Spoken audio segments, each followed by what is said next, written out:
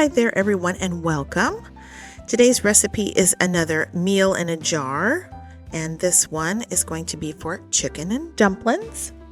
This is going to fit into a quart-sized jar, but we're going to separate the dumpling dough from the chicken and the broth mixture because when you go to prepare it, you'll get the chicken and the broth going first, and then you'll add your homemade dumpling dough to it. And just because it's homemade does not mean it's difficult. We're going to be making a traditional, tender, fluffy dumpling in just a matter of a couple of minutes. So don't be intimidated by this. It's simple, it's straightforward. I'll walk you through it here on the video, and then you'll just see how easy it is. Our dumpling dough is going to cook in a really flavorful broth.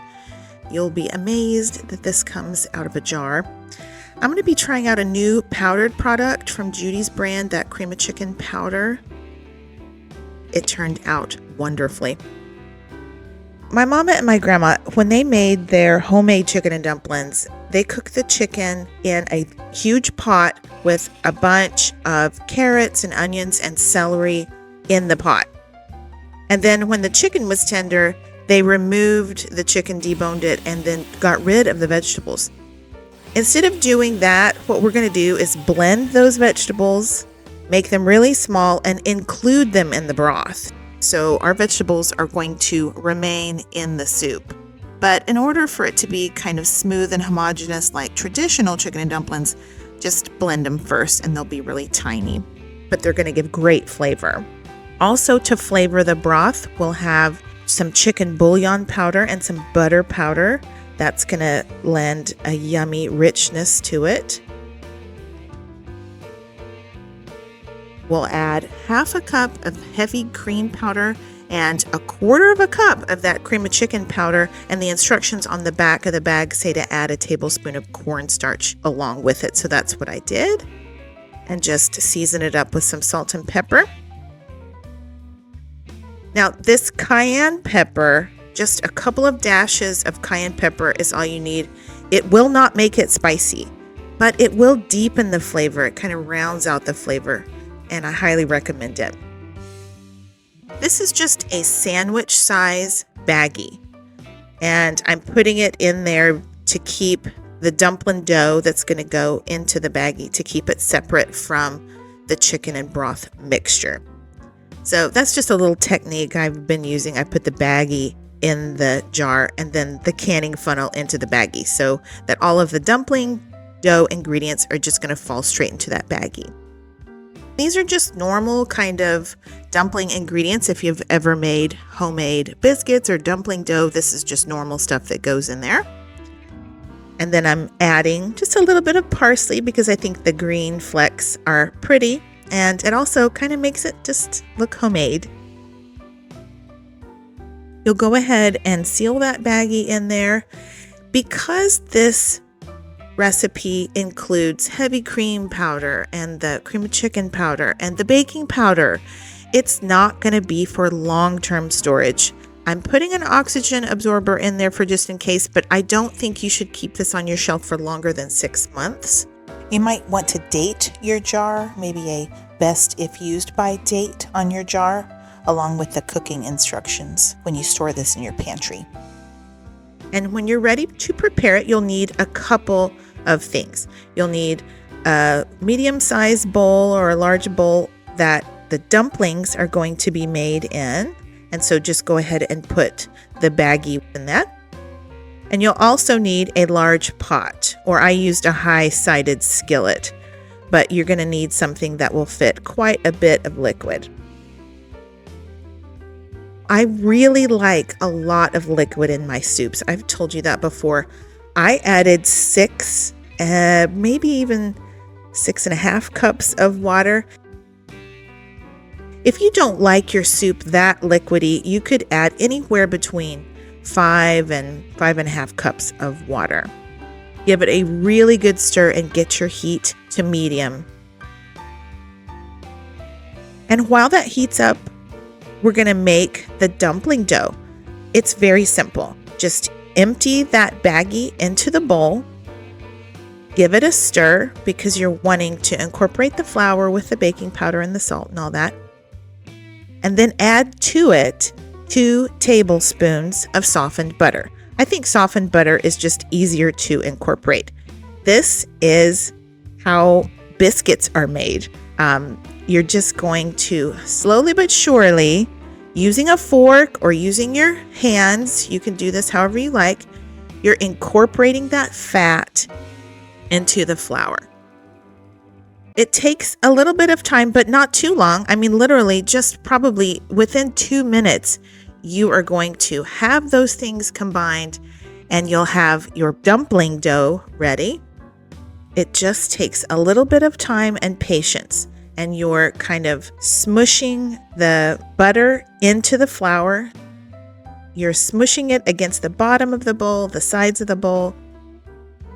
Eventually, it'll just come together, and this is what it will look like. That did not take me very long, literally just a couple of minutes, and then the dumpling dough is ready. You'll add half a cup of water to it. That's it, just half a cup. And gently stir this together. You don't want to overmix. You want to stir until you have no more streaks of white flour, just until it comes together. And then at that point, just stop. Don't overmix, because then you might end up with a tough dumpling, and nobody wants that. You want soft, pillowy, tender dumplings. All right, meanwhile, the broth mixture is coming up to temperature, and once you get it to a boil, then you are going to be ready to add the dumplings. I'm using a very simple method, the 2-spoon method. With the first spoon, you get about a teaspoonful of dough, and with the second spoon, you push it into the soup. So that's all there is to it. It's very simple. See? Really easy. And you do about a teaspoonful at a time, and you're just kind of dotting the surface of the soup with these little dumplings. You'll end up with, 30 or 40 little dumplings. Once you get it to a boil, cover it and just let that cook. The dumplings will boil in that delicious broth, and they'll kind of steam all the way through, and they're going to cook. Don't lift the lid though. It needs 15 minutes of cook time, no peeking. And at the end, this is what you have. You see how those dumplings have poofed up? They fluffed up and they floated to the surface. Give it a good stir. Let it simmer for another 5 minutes uncovered, and those dumplings will have helped to thicken that broth.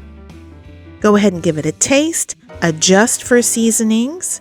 If you put a lot of water in like I did, you might have to give it a little more salt and pepper. But y'all, that's it. Now we have homemade chicken and dumplings from a meal in a jar. This is pretty great. Okay, it's ready to serve up. We got 3 large servings out of this recipe. I think you could get 4 regular size servings, and you could serve this alongside a salad or a vegetable or something like that. But just look at that. You can see the beautiful little flecks of orange carrot and green celery in there, but there's no chunks of vegetables. It's just they're kind of in the background. And the dumplings are there. The chicken is there. And y'all, it's so good. There's lots of different ways to make homemade dumplings, but this one's my favorite. It's just like making a drop biscuit. The dumplings, they do have structure to them. They're not going to fall apart, but they are very tender. And oh, so tasty. This soup is the epitome of comfort food. It's just so delicious. You're going to love this one. I say that a lot. It's because I don't give you recipes that don't turn out well. I'm testing the recipes so you don't have to. I would not publish a recipe that I didn't think was really, really delicious. Meal in a jar, chicken and dumplings.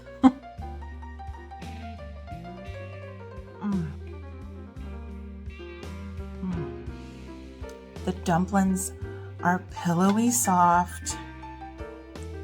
The broth is, oh, it's so tasty.